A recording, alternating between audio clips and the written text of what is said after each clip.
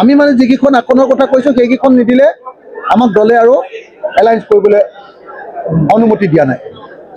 মানে আমাৰ বিজেপি বিৰোধী শক্তিটো সৰুৱাবৰ কাৰণে আমি কাম নকৰোঁ।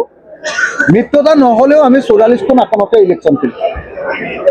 এতিয়ালৈকে সিদ্ধান্ত যে যদি কংগ্ৰেছে যদি সঠিক ৰূপত মিত্ৰতা নকৰে, সন্মানজনকভাৱে মিত্ৰতা নকৰে কংগ্ৰেছে, তেতিয়াহ'লে আমি ৪৪খন আসনত ইলেকশ্যন খেলিম। এই সিদ্ধান্তটো হৈছে, এইটো সিদ্ধান্ত স্থিৰ সিদ্ধান্ত এটা হৈছে। আৰু কোন কোনকেইখনত আসনত ইলেকশ্যন খেলিম তাৰো ফাইনেল লিষ্টিং হৈ গৈছে।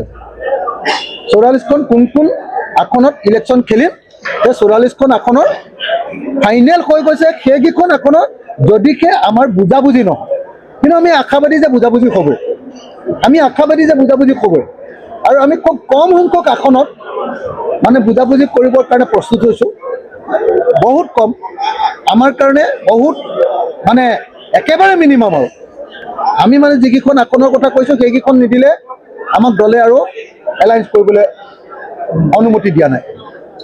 মানে আমাৰ বিজেপি বিৰোধী শক্তিটো সৰুৱাবৰ কাৰণে আমি কাম নকৰোঁ। মিত্ৰতা নহ'লেও আমি ৪৪খন আসনতে ইলেকশ্যন কৰিম।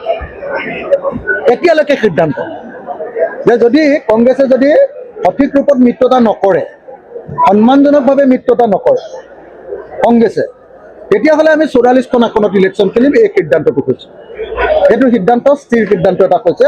আৰু কোন কোনকেইখনত আসনত ইলেকশ্যন খেলিম তাৰো ফাইনেল লিষ্টিং হৈ গৈছে। ৪৪খন কোন কোন আসনত ইলেকশ্যন খেলিম, সেই ৪৪খন আসনৰ ফাইনেল হৈ গৈছে। সেইকেইখন আসনত যদিহে আমাৰ